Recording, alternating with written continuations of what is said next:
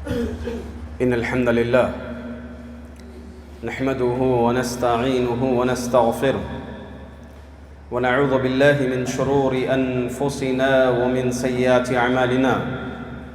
من يهده الله فلا مضل له ومن يضلل فلا هادي له، وأشهد أن لا إله إلا الله وحده لا شريك له، وأشهد أن محمدًا عبده ورسوله أرسله بالحق بشيرا ونذيرا. يا أيها الذين آمنوا اتقوا الله حق تقاته ولا تموتن إلا وأنتم مسلمون. يا أيها الناس اتقوا ربكم الذي خلقكم من نفس واحدة وخلق منها زوجها وبث منهما رجالا كثيرا ونساء، واتقوا الله الذي تساءلون به والأرحام إن الله كان عليكم رقيبا. يا أيها الذين آمنوا اتقوا الله وقولوا قولا سديدا يصلح لكم أعمالكم ويغفر لكم ذنوبكم، ومن يطع الله ورسوله فقد فاز فوزا عظيما. أما بعد، فإن خير الحديث كتاب الله، وخير الهدي هدي محمد صلى الله عليه وسلم، وشر الأمور محدثاتها، وكل محدثة بدعة، وكل بدعة ضلالة، وكل ضلالة في النار. أعوذ بالله من الشيطان الرجيم. بسم الله الرحمن الرحيم. قاف والقرآن المجيد بل عجبوا أن جاءهم منذر منهم فقال الكافرون هذا شيء عجيب. أإذا متنا وكنا ترابا ذلك رجع بعيد. قد علمنا ما تنقص الأرض منهم وعندنا كتاب حفيظ.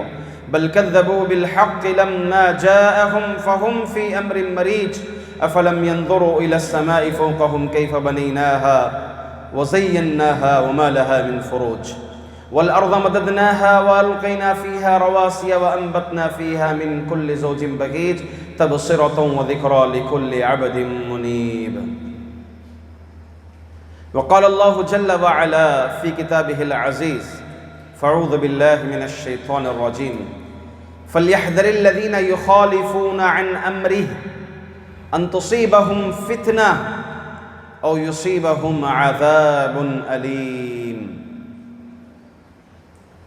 تمام تعریفیں، بزرگی، بڑائی ایک اللہ وحدہ لا شریک کے لیے لائق اور زیبا ہے، جس نے ہماری ہدایت کے لیے قرآن کریم کو اور محمد صلی اللہ علیہ وسلم کو عملی نمونہ بنا کر بھیجا. اس کے بعد بے شمار انگنت لامحدود درود و سلام ہو آخری پیمبر محمد مجتبی مصطفیٰ صلی اللہ علیہ وسلم پر، جن کی زندگی ہمارے لیے نمونہ ہے، جن کے تعلیمات ہمارے لیے نمونہ ہیں. معزز حاضرین، اللہ تعالی حضرت آدم علیہ السلام و حوا کو جنت سے دنیا میں جب بھیجا تو ایک نظام بتا دیا کہ اب تم اس دنیا میں آ گئے، اب یہاں ہدایت پر وہی ہوگا، یا جنت وہی جائے گا جس جنت سے تم نکالے گئے، جو ہماری ہدایت پر چلے، جو ہم بھیجے ہیں، ہماری تعلیمات، ہمارے نظام، ہمارے قوانین پر چلے.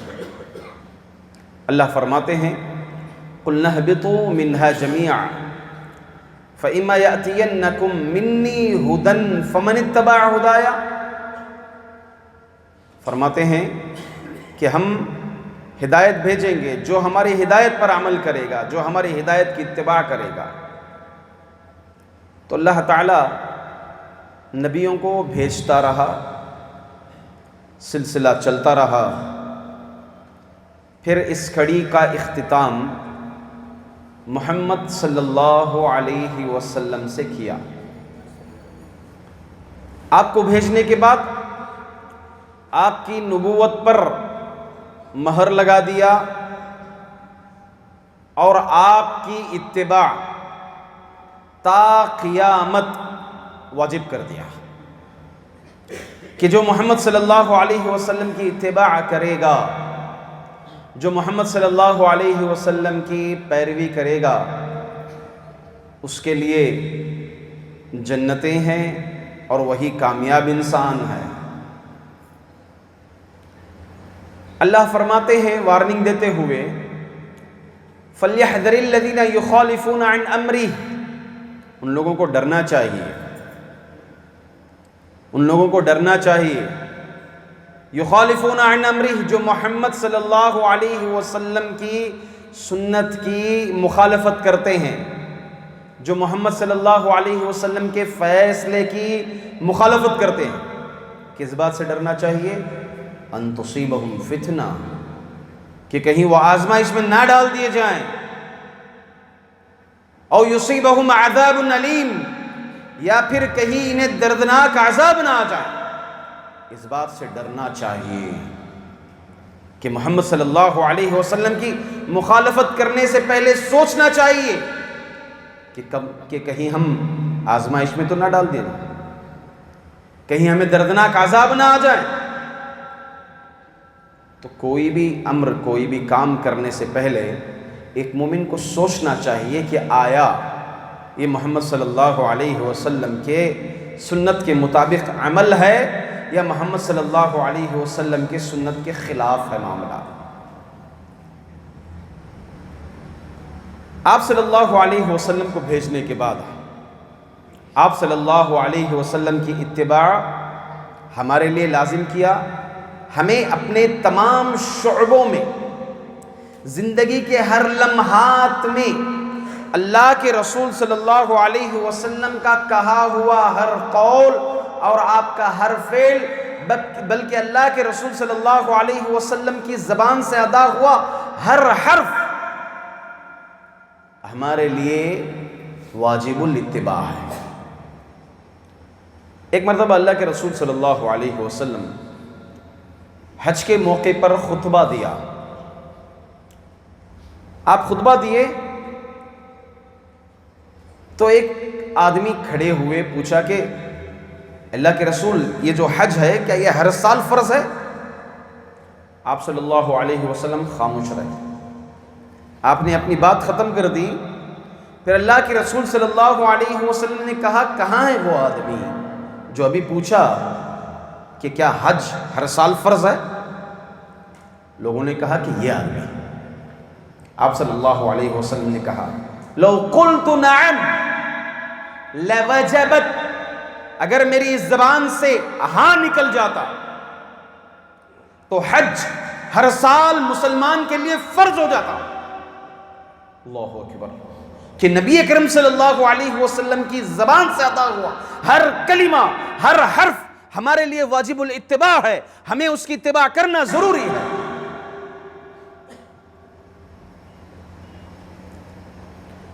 اللہ کے رسول صلی اللہ علیہ وسلم ہمارے لیے اتباع کے ناحیے سے کامل آئیڈیل ہیں۔ اللہ کے رسول صلی اللہ علیہ وسلم کی اتباع ہمارے لیے کامل، اللہ کے رسول صلی اللہ علیہ وسلم آئیڈیل ہیں۔ آپ چاہے بحیثیت باپ ہو، آپ چاہے بحیثیت نانا ہو، آپ بحیثیت شوہر ہو، بحیثیت تاجر ہو، بحیثیت لیڈر ہو، بحیثیت سپہ سالار ہو، ہر معاملے میں اللہ کے رسول صلی اللہ علیہ وسلم ہماری زندگیوں میں کامل آئیڈیل ہیں۔ وَمَا كَانَ لِمُؤْمِنٍ وَلَا مُؤْمِنَةٍ إِذَا قَضَى اللَّهُ وَرَسُولُهُ أَمْرًا أَن يَكُونَ لَهُمُ الْخِيَرَةُ مِنْ أَمْرِهِمْ لَقَدْ كَانَ لَكُمْ فِي رَسُولِ اللَّهِ أُسْوَةٌ حَسَنَةٌ۔ رسول اللہ صلی اللہ علیہ وسلم کی زندگی تمہارے لیے کامل نمونہ ہے، تا قیامت نمونہ ہے، چاہے کوئی بھی زمانہ ہو۔ ایسا نہیں کہ سعودی عرب میں ہو یا عرب کنٹری میں ہو تو ہمیں اتباع کرنا ہے، یہاں اگر ہندوستان میں ہو اور اسی طرح امریکہ جاپان میں ہو تو ہمارے لیے اتباع نہیں کرنا ہے، نہیں۔ اور اسی طرح سے زمانہ جیسے جیسے تیزی کے ساتھ پھیلتا جا رہا ہے، ابھی ماڈرن زمانہ ہے تو آپ کی اتباع ہمارے لیے ضروری نہیں ہوتی، لہٰذا ہم جو ہے غیروں کی پیروی کرنا، غیروں کا طریقہ اپنانا ہمارے لیے ضروری ہو جاتا ہے، اس کے بغیر زندگی جو ہے چلنا مشکل ہو جاتا ہے؟ نہیں، اللہ کے رسول صلی اللہ علیہ وسلم آئیڈیل ہیں تا قیامت، ہر زمانے میں ہر وقت اللہ کے رسول صلی اللہ علیہ وسلم ہمارے لیے آئیڈیل ہیں۔ بحیثیت بشر اللہ کے رسول صلی اللہ علیہ وسلم ہمارے لیے نمونہ ہے۔ ایک مرتبہ اللہ کے رسول صلی اللہ علیہ وسلم صحابہ کے ساتھ سفر پر نکلے، واپسی میں تمام مسلمان تھے، آپ نے ذمہ داری دے دی، رات کا وقت ہو گیا تھا، پڑاؤ ڈال دیا۔ حضرت بلال حبشی رضی اللہ عنہ کو اللہ کے رسول صلی اللہ علیہ وسلم نے ذمہ داری دی کہ فجر میں اذان دے دینا اور ہم تماموں کو جگا دینا۔ حضرت بلال حبشی رضی اللہ عنہ انتظار میں تھے، ٹیک لگائے بیٹھے تھے، آپ کی بھی آنکھ لگ گئی، سورج کی شعاعیں نبی اکرم صلی اللہ علیہ وسلم کی آنکھ پر پڑی۔ آپ نے آنکھ کھولا، کہا کہ بلال، آپ کو تو ہم ذمہ داری دیے تھے جگانے کی۔ کہا اللہ کے رسول، جس نے آپ کو سلا دیا اسی نے ہمیں بھی سلا دیا، جس نے آپ کو نیند عطا کی اسی نے مجھے بھی نیند عطا کی۔ تو اللہ کے رسول صلی اللہ علیہ وسلم نے پھر اذان دینے کا حکم دیا، نبی اکرم صلی اللہ علیہ وسلم نے نماز پڑھائی فجر کی۔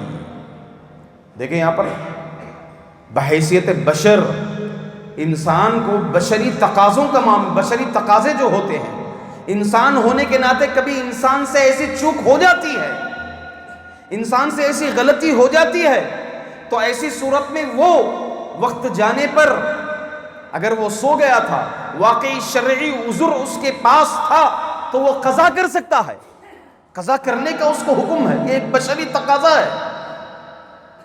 دراصل اللہ رب العزت نبی اکرم صلی اللہ علیہ وسلم سے یہ عمل کروائے، اللہ تعالیٰ جو ہے آپ صلی اللہ علیہ وسلم کو سلائے، تاکہ آپ کا بھی اگر بشری معاملہ ہو جائے، بشری تقاضا اگر آپ کا بھی ہے، تو آپ کے لیے بھی نبی اکرم صلی اللہ علیہ وسلم کی یہ عمل آپ کے لیے واجب الاتباع ہے۔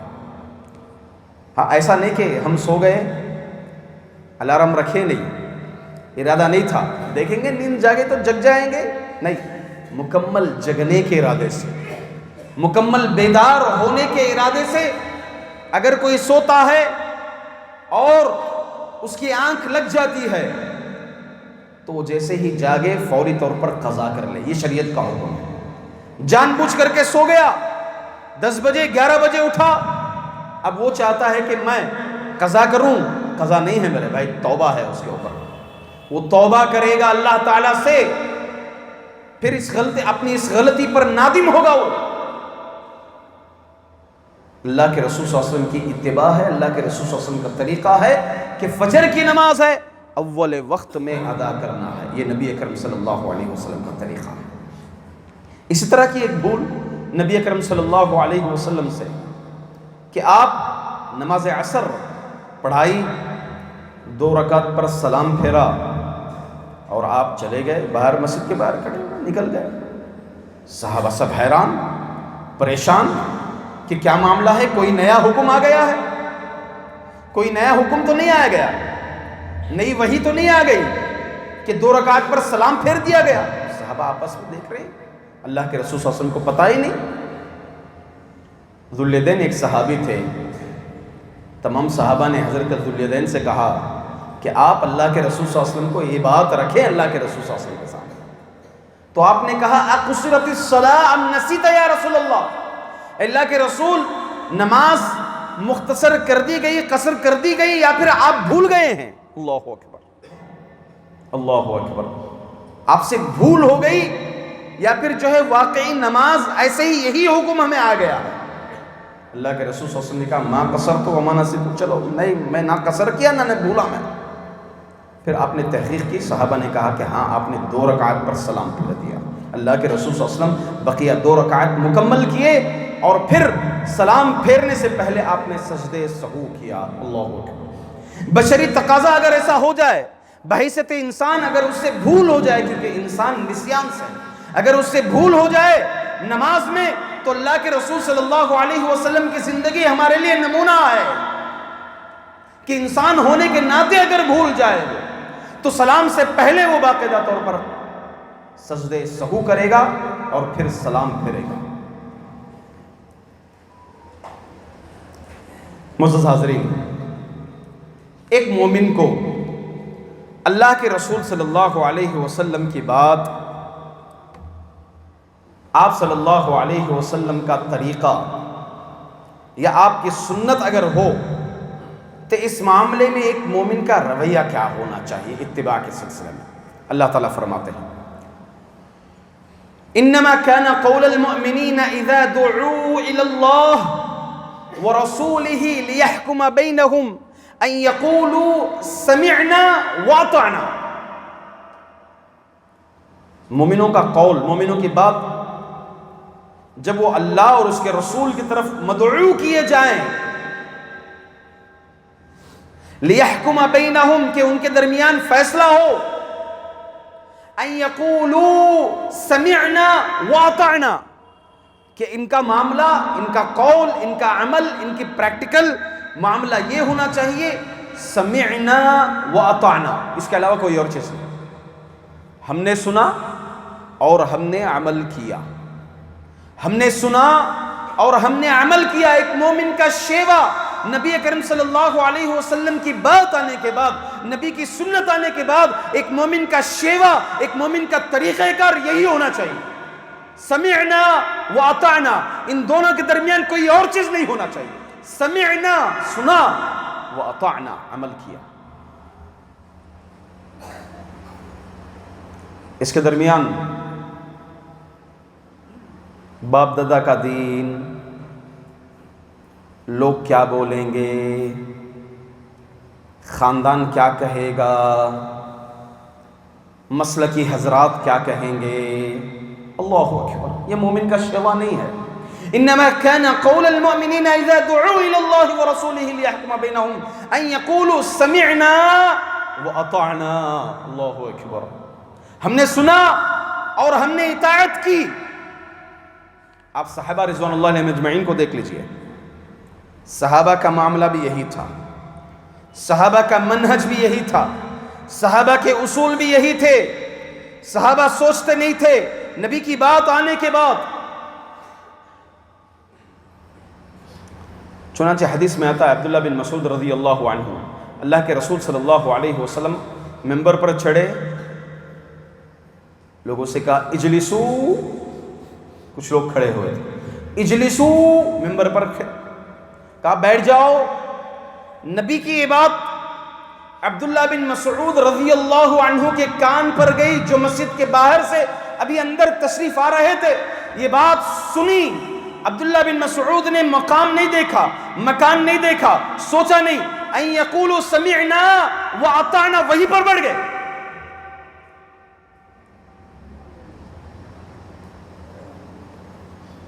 اللہ اکبر، کہا کہ عبداللہ بن مسعود وہاں کیوں بیٹھے؟ کہا آپ نے کہا اجلسو، بس میں سنا، واطعنا، میں نے سن لیا اور اطاعت کر لی اور میں وہیں بیٹھ گیا۔ اللہ اکبر۔ آپ صلی اللہ علیہ وسلم ایک مرتبہ نماز پڑھا رہے تھے، جوتے پہنے ہوئے تھے، نماز کے دوران آپ نے اپنے جوتے نکالے اور کنارے رکھ دیے۔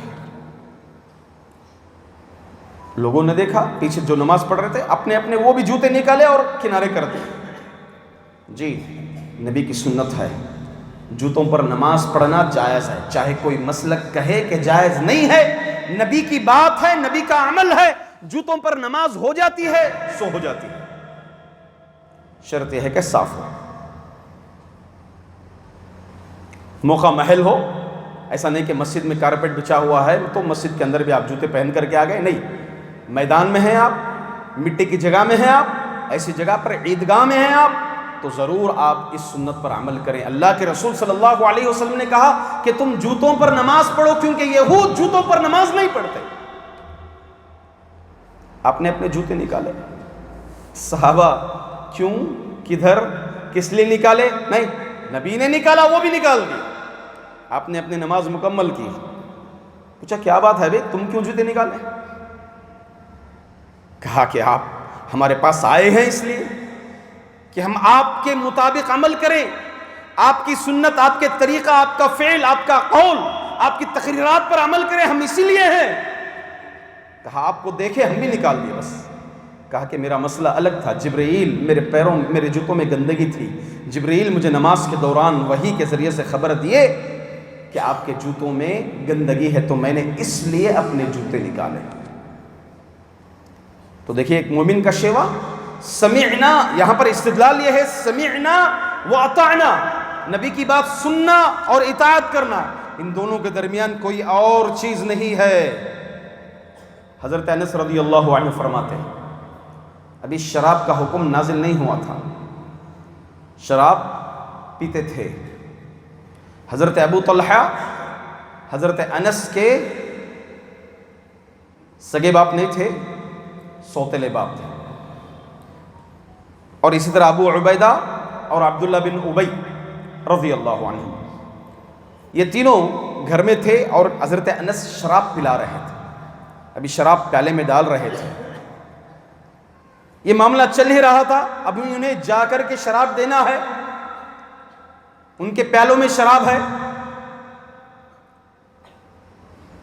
آپ سپلائی کر رہے تھے شراب۔ اتنے میں اذ آتاہم اللہ آت ان رسول اللہ صلی اللہ علیہ وسلم حرم الخمر، اچانک ایک آنے والا آیا اور یہ خبر دیا کہ اللہ کے رسول صلی اللہ علیہ وسلم نے شراب کو حرام قرار دے دیا۔ اللہ اکبر، اتنا سننا تھا۔ ابو طلحہ نے کہا کہ جتنا بھی شراب سیو کیا گیا ہے سب بہا دو، ہاتھوں کے پیالوں کو پھینک دیا گیا شراب کے۔ شراب مدینے کی گلیوں میں اس طرح بہی گئی کہ گویا ندی کا ایک جاڑا نکلتا ہے، ایک حصہ نکلتا ہے، تو اس طرح سے مدینے کی گلیوں میں شراب نکلنا شروع ہو گئی۔ نبی کی بات آئی، اپنی خواہش کو دبا دیا، اپنی نفسانی خواہشات کو دبا دیا، اپنا خاندانی گھمنڈ ہٹا دیا، خواہش نفس نہیں چلے گی۔ سمعنا و اطعنا، لوگ سگریٹ پیتے ہیں، سگریٹ حرام نہیں ہے، سگریٹ بھی حرام ہے، علماء کا اجماع ہے، اور حدیث شریف کے مطابق اجماع کہتے ہیں، علماء جب کسی بات پر اجماع کرتے ہیں تو قرآن اور سنت کو سامنے رکھ کر کے اجماع کرتے ہیں، حدیث رسول کو سامنے لے کر کے اجماع کیا کہ آج کے موجودہ دور میں جو سگریٹ ہے حرام ہے، نفس انسانی صحت ہے، کل اللہ تعالیٰ کے پاس اس کا جواب دینا پڑے گا۔ کتنے لوگ مر رہے ہیں، کتنے لوگ مر رہے ہیں، ہاں سگریٹ پی پی کر کے مر رہے ہیں، کتنے لوگ اندر کا حصہ خراب کر رہے ہیں، ہاسپٹلوں میں ایڈمٹ ہیں، آپریشنز ہیں، وجہ کیا ہے؟ سگریٹ پینے کی وجہ سے۔ کل اللہ کے پاس یہ جسم کا جواب دینا پڑے گا۔ وَإِنَّ لِجَسَدِكَ عَلَيْكَ حق، تیرے جسم پر تیرا حق ہے، کل قیامت کے دن اللہ تعالیٰ کے پاس اس کا جواب دینا پڑے گا۔ اللہ نے نعمت عطا کی، صحت عطا کی، سگریٹ پیتے ہیں، رسول کی بات آتی ہے، علماء کی بات آتی ہے حدیث کے مطابق، مگر اس کے باوجود من نہیں کرتا ہے سگریٹ چھوڑنے کا۔ ان یقولوا سمعنا واطعنا۔ معزز حاضرین، واقعی اللہ کے رسول صلی اللہ علیہ وسلم کی اتباع وہی شخص کرتا ہے جو اللہ سے محبت کرتا ہے۔ نبی کریم صلی اللہ علیہ وسلم کی اتباع وہی کرتا ہے جو اللہ تعالیٰ سے محبت کرتا ہے، کیونکہ اس کی گواہی اللہ تعالیٰ نے دی ہے۔ اللہ تعالیٰ فرمائے قرآن کریم میں، قل ان کنتم تحبون اللہ فاتبعونی یحببکم اللہ۔ محمد کہہ دو اگر تم اللہ سے محبت کرتے ہو میری اتباع کرو، یحببکم اللہ، اللہ تم سے محبت کرے گا۔ اللہ اکبر۔ اگر تم اللہ تعالیٰ سے محبت کرتے ہیں تو اللہ کے رسول صلی اللہ علیہ وسلم کی اتباع واجب ہے، اللہ تم سے محبت کرے گا۔ اس آیت کے تعلق سے امام شافعی رحمۃ اللہ علیہ فرماتے ہیں کہ اگر کوئی ہواؤں میں اڑنے لگے، سمندر میں چلنے لگے، تو یہ اللہ کا ولی نہیں ہو سکتا۔ اللہ کا ولی وہی ہوگا جو نبی کریم صلی اللہ علیہ وسلم کی اتباع کرے گا۔ اللہ کا ولی وہی ہوگا جو اللہ کے رسول صلی اللہ علیہ وسلم کی اتباع کرے گا۔ اسی آیت کے تحت امام ابن سیرین حسن بصری رحمۃ اللہ علیہ فرماتے ہیں زعم قوم انہم یحبون اللہ فابتلاہم بہذہ الآیہ، لوگ سمجھتے ہیں کہ وہ اللہ سے محبت کرتے ہیں، زبان سے کہہ دیا نہیں، زبان سے کہنے کا دعویٰ اللہ سے محبت کی دلیل نہیں ہے۔ اللہ سے محبت کی دلیل ہے کہ نبی کریم صلی اللہ علیہ وسلم کی اتباع کریں۔ اللہ تعالیٰ اس آیت کے ذریعے آزماتے ہیں۔ اور اسی طرح سے حافظ ابن کثیر رحمۃ اللہ علیہ اس آیت کے متعلق کہتے ہیں ان هذه الآیہ حاکمۃ علی من ادعى محبت اللہ وليس على طریقۃ المحمدیہ فهو کاذب۔ یہ آیت فیصلہ کرتی ہے کہ جو دعویٰ کرے اللہ کی محبت کا اور وہ محمد صلی اللہ علیہ وسلم کے طریقے پر نہ ہو تو وہ جھوٹا ہے، مکار ہے وہ آدمی جو اللہ کی محمد صلی اللہ علیہ وسلم کے طریقے پر چلے بغیر دعویٰ کرتا ہے کہ میں اللہ سے محبت کرتا ہوں۔ کہتے ہیں کہ یہ آیت فیصلہ کرتی ہے اس کا کہ وہ آدمی جھوٹا ہے جو محمد کی پیروی کیے بغیر، محمد صلی اللہ علیہ وسلم کی اتباع کیے بغیر اللہ تعالیٰ کی محبت کا دعویٰ کرتا ہے۔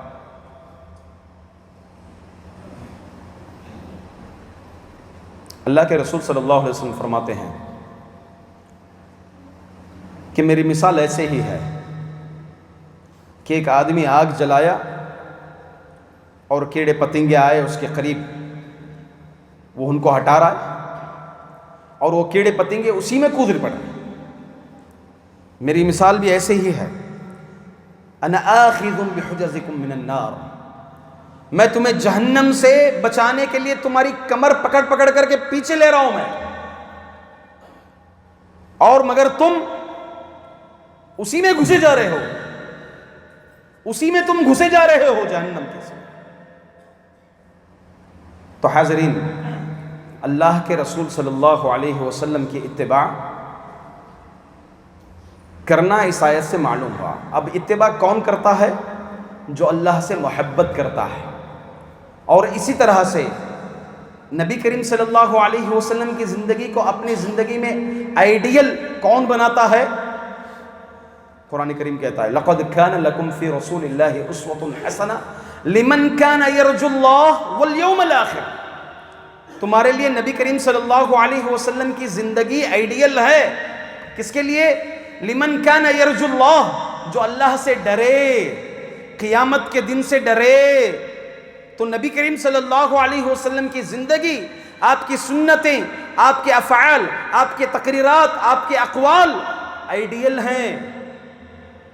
تو معلوم یہ ہوا جو نبی کی اتباع نہیں کرتا وہ اللہ سے نہیں ڈرتا، جو نبی کی اتباع نہیں کرتا وہ قیامت کے دن سے نہیں ڈرتا، جو نبی کی اتباع نہیں کرتا وہ اللہ پر مکمل ایمان نہیں لایا اللہ تعالیٰ پر صحیح معنی میں۔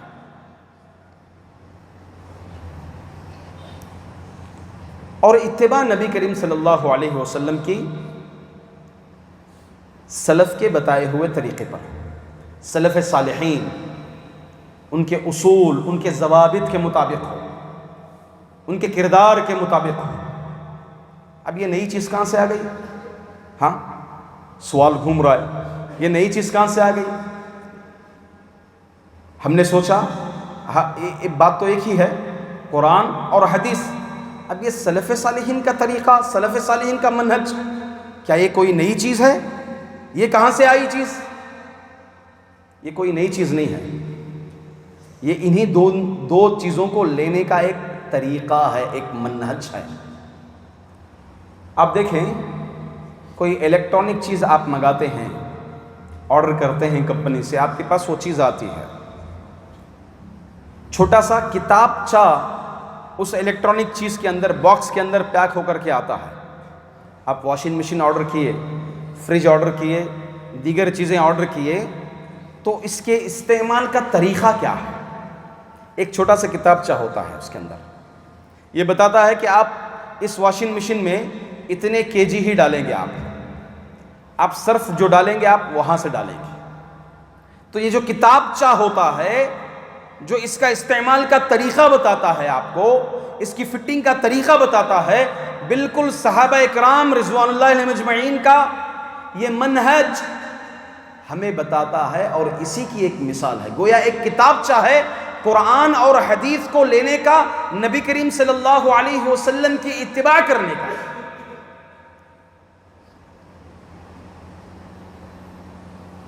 اللہ کے رسول صلی اللہ علیہ وسلم کے شاگرد ہیں، نبی کریم صلی اللہ علیہ وسلم سے ڈائریکٹ علم لیا ہے انہوں نے، ایجوکیشن، تعلیم لی ہے انہوں نے۔ قرآن مجید کی جو آیتیں نازل ہوئی ہیں اس کا بیک گراؤنڈ، اس کا خلفیہ یہ جانتے تھے، صحابہ اکرام جانتے تھے کہ یہ آیت کس ضمن میں نازل ہوئی ہے، یہ آیت کس واقعے کے تحت نازل ہوئی ہے، یہ صحابہ اکرام رضوان اللہ علیہم اجمعین جانتے تھے۔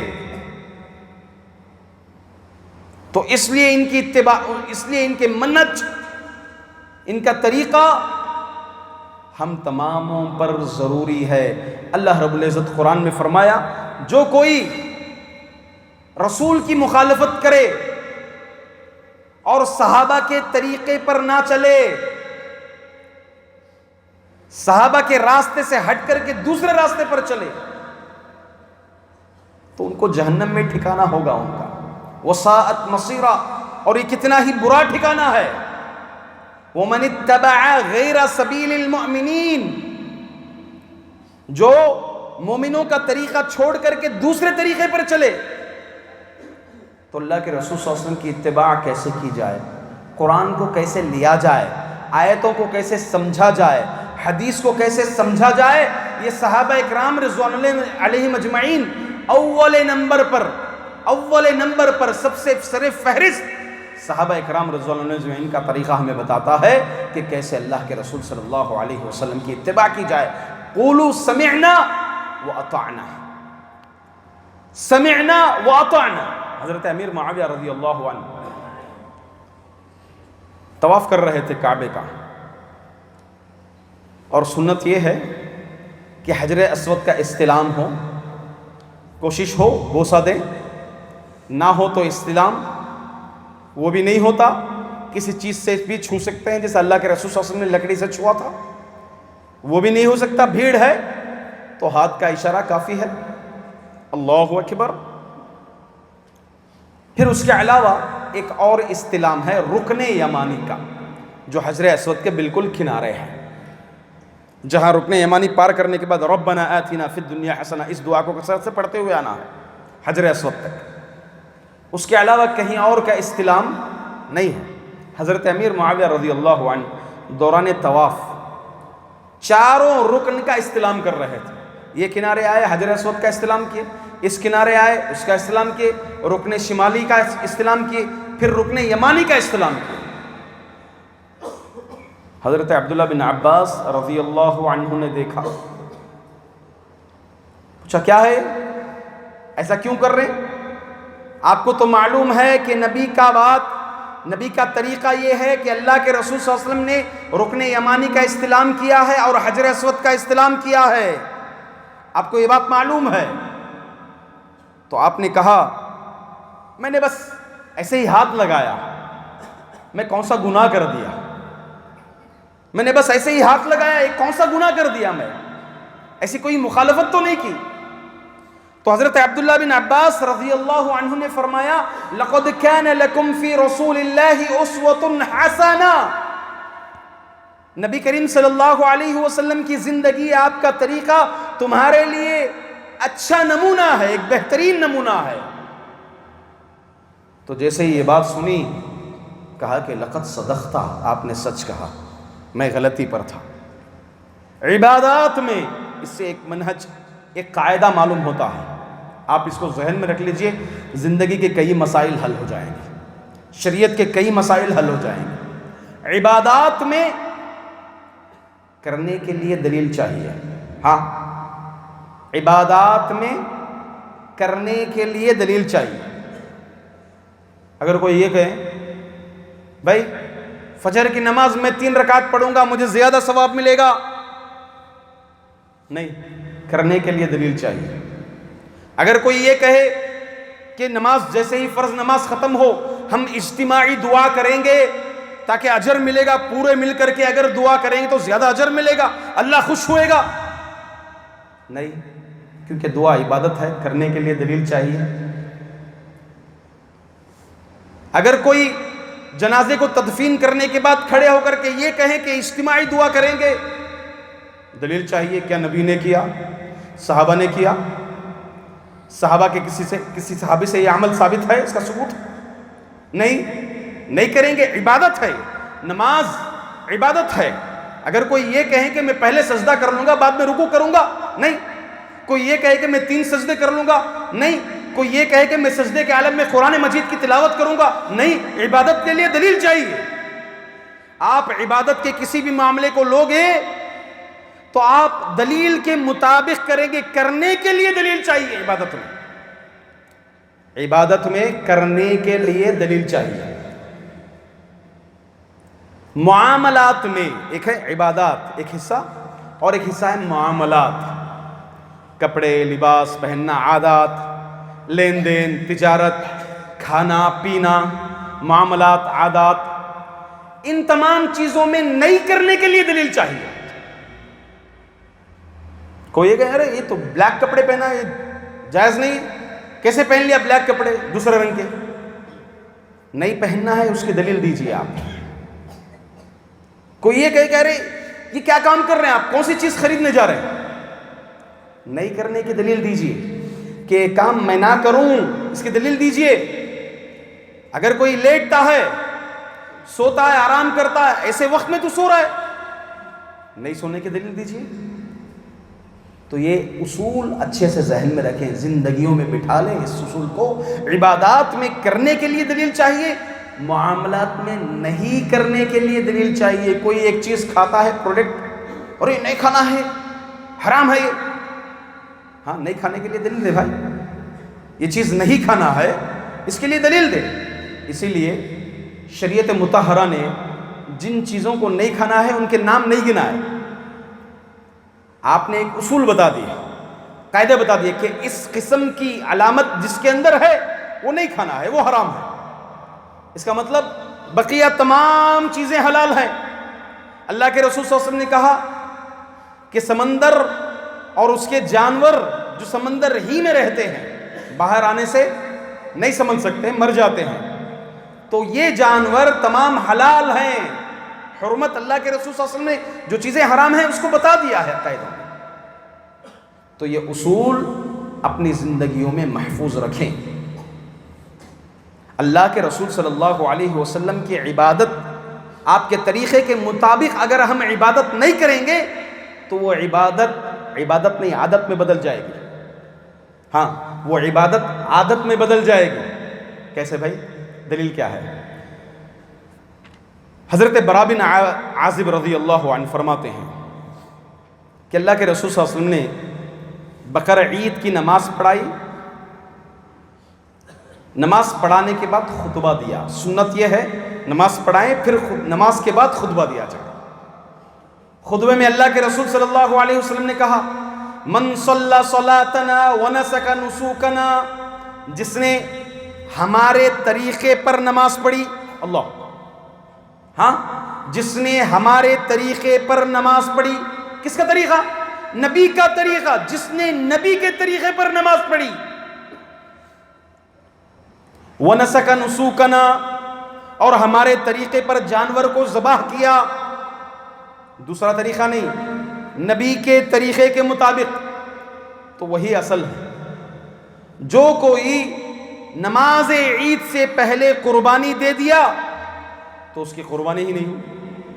قربانی دینا ہے، نبی کا طریقہ یہ ہے کہ نماز عید کے بعد قربانی دے تو یہ قربانی شمار ہوگی.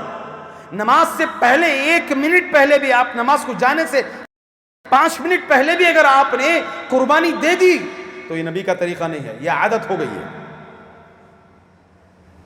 ایک صحابی اٹھے ابو عبیدہ رضی اللہ عنہ، کہا کہ اللہ کے رسول ہم سے غلطی ہو گئی، میں تو نماز کو آنے سے پہلے جانور ذبح کر لیا اور غریبوں میں بانٹ دیا گوشت. اللہ کے رسول صلی اللہ علیہ وسلم نے کہا تل کا شاۃ اللحم، یہ نارمل گوشت ہو گیا ہے، یہ قربانی نہیں ہوئی. کیوں قربانی نہیں ہوئی؟ کیونکہ عبادت میں اللہ کے رسول صلی اللہ علیہ وسلم کا طریقہ ہونا چاہیے، ورنہ وہ عبادت عادت میں بدل جاتی ہے. معزز حاضرین، بات کو طول نہ دیتے ہوئے، عموماً جو لوگ اللہ کے رسول صلی اللہ علیہ وسلم کی سنت کی مخالفت کرتے ہیں، اس کے 3 اسباب ہو سکتے ہیں. پہلی وجہ یہ ہوگی خاندانی روایتیں، قومی روایتیں، قوم کا طریقہ، خاندان کا طریقہ.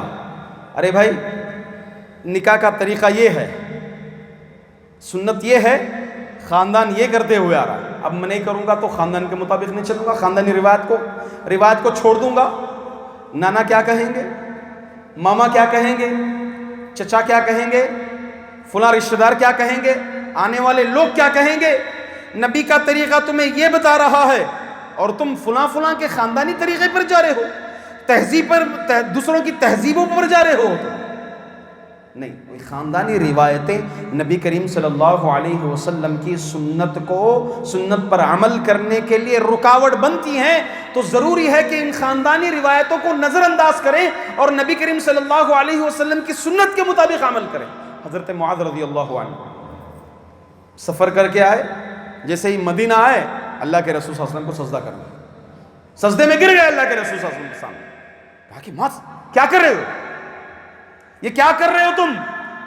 کہا کہ اللہ کے رسول میں قیصر کسریٰ جب جا کر آیا، میں وہاں بادشاہوں کے لوگ جو ہے سجدہ کرتے ہیں بادشاہوں کے لیے. اللہ کے رسول صلی اللہ علیہ وسلم نے کہا کہ یہ ہمارے لیے جائز نہیں ہے، دوسروں کے آگے جھکنا، دوسروں کے لیے سجدہ کرنا یہ شرک ہے، جائز نہیں ہے. اگر عورت کو، بیوی کو، اللہ کے رسول صلی اللہ علیہ وسلم نے کہا کہ اگر سجدے کی اجازت ہوتی تو بیوی کو اجازت ہوتی، شوہر کو کرنے کی اجازت نہیں ہے، لہٰذا کسی کو سجدہ کرنے کی. تو اللہ کے رسول صلی اللہ علیہ وسلم کی اتباع کرنے کے لیے جو رکاوٹ بنتی ہے وہ خاندانی روایتیں رکاوٹ بنتی ہیں. دوسری ایک وجہ یہ بھی بنتی ہے نفسانی خواہشات. ہاں نبی کی بات آ رہی ہے، من کر رہا ہے ہٹ، بات کو ہٹاؤ، بھاڑ میں جائیں.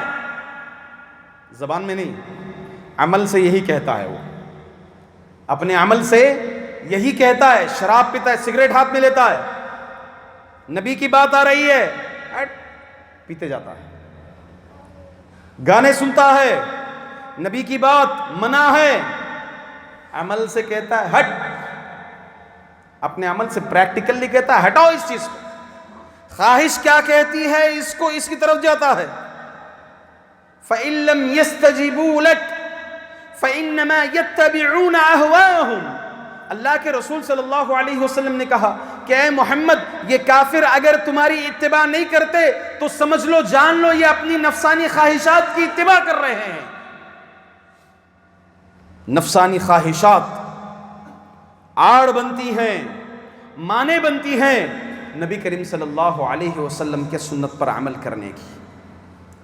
اسی طرح سے تیسری چیز اور اہم چیز، مسلکی عصبیت رکاوٹ بنتی ہے نبی کریم صلی اللہ علیہ وسلم کی اتباع کی. ہاں مسلکی عصبیت رکاوٹ بنتی ہے. اللہ کے رسول صلی اللہ علیہ وسلم کی حدیث یہ ہے، قرآن یہ کہتا ہے، حدیث کہتی ہے، نبی کریم صلی اللہ علیہ وسلم نے نماز اس طرح پڑھا. بھائی وہ تو سنت ہے، مگر ہمارا مسلک کیا کہتا ہے، امام ابو حنیفہ کیا کہتے ہیں، امام مالک کیا کہتے ہیں، امام شافعی کیا کہتے ہیں، امام احمد بن حنبل کیا کہتے ہیں، فلاں امام کیا کہتے ہیں، ہمیں نماز پڑھانے والے ہمارے محلے کے امام کیا کہتے ہیں، یہ مسلکی عصبیتیں اگر آ جائیں گی تو نبی کریم صلی اللہ علیہ وسلم کی طریقے پر آپ کی اتباع کرنے کے لیے رکاوٹ بن جائے گی، مانے بن جائے گی۔ امام ابو حنیفہ نے کیا کہا، اذا صح الحدیث فہو مذہبی، اگر حدیث صحیح ہو جائے تو یہ میرا مذہب ہے۔ امام مالک رحمۃ اللہ علیہ اللہ کے رسول صلی اللہ علیہ وسلم کی قبر کی طرف اشارہ کرتے کہ کہتے ہیں کہ ہر ایک آدمی کی بات چھوڑی جا سکتی ہے اور لی بھی جا سکتی ہے، مگر یہ قبر والے کی بات کبھی چھوڑی نہیں جا سکتی۔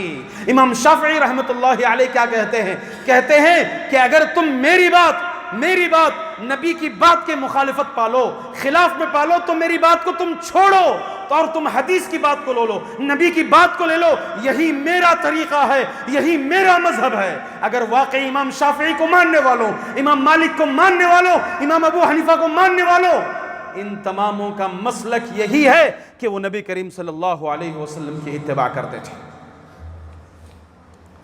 اللہ کے رسول صلی اللہ علیہ وسلم کی حدیث آ رہی ہے، آپ کی اتباع کو چھوڑ کر کے، آپ کے طریقے کو چھوڑ کر کے ہم مسلکی باتیں لا رہے ہیں، مسلکی روایتیں لا رہے ہیں، خاندانی باتیں لے آ رہے ہیں، خواہش نفس کو آڑ بنا رہے ہیں اللہ کے رسول صلی اللہ علیہ وسلم کی اتباع کو چھوڑ کر کے۔ فَلْيَحْذَرِ الَّذِينَ يُخَالِفُونَ عَنْ أَمْرِهِ أَن تُصِيبَهُمْ فِتْنَةٌ أَوْ يُصِيبَهُمْ عَذَابٌ أَلِيمٌ۔ ان لوگوں کو ڈرنا چاہیے جو رسول کی مخالفت کرتے ہیں، رسول کی حدیث کو ٹھکراتے ہیں، ان لوگوں کو ڈرنا چاہیے کہیں یہ مبتلا نہ ہو جائیں، مصیبتیں نہ آ جائیں، آفتیں نہ آ جائیں، ان پر دردناک عذاب نہ آ جائیں، اس بات سے ڈرنا چاہیے۔ ایک ٹوک میں اگر کہا جائے آج مسلمان بدنام ہیں، آج مسلمان بدنام ہیں، جوتے کھا رہے ہیں مسلمان، لاتیں کھا رہے ہیں مسلمان، پٹائی ہو رہی ہے، ان کی کوئی اوقات یہاں اس دنیا میں نہیں ہے مجموعی اعتبار سے۔ وجہ نبی کی اتباع چھوڑ دی ہے، نبی کا طریقہ چھوڑ دیے ہیں۔ نبی کا طریقہ اپنا لو، نبی کی اتباع کرنے لگ جاؤ، اللہ عزت دے گا، اللہ شان دے گا، اللہ شوکت دے گا، اللہ مقام دے گا ضرور بضرور۔ اللہ تعالیٰ سے دعا ہے کہ اللہ تعالیٰ ہم تمام مسلمانوں کو نبی کریم صلی اللہ علیہ وسلم کی اتباع کرنے کی توفیق عطا فرمائے۔ ہمارے زندگی کے ہر شعبے میں آپ کی زندگی اور آپ کے عمل کو عملی نمونہ بنانے کے اللہ تعالیٰ ہم تمام کو توفیق عطا فرمائے۔ اللہ ہمیں مسلکی عصبیت، خاندانی روایات اور خواہش نفس سے بچ کر اللہ کے رسول صلی اللہ علیہ وسلم کی پیروی کرنے کی توفیق عطا فرمائے۔ اللہ تعالی ہم تماموں کو عزت عطا فرمائے۔ اللہ تعالی ہم تماموں پر آنے والی مصیبتوں اور آفتوں کو دور فرمائے۔ جہاں کہیں مسلمان پریشان حال ہیں اللہ تعالی ان کی پریشانیوں کو دور عطا فرمائے۔ جو قرض میں ڈوبے ہوئے ہیں اللہ تعالی انہیں قرض ادا کرنے کے راستے ہموار فرمائے۔ آمین۔ اقول قولی هذا استغفر اللہ لی ولکم ولسائر المسلمین من کل ذنب فاستغفروه انه هو الغفور الرحیم۔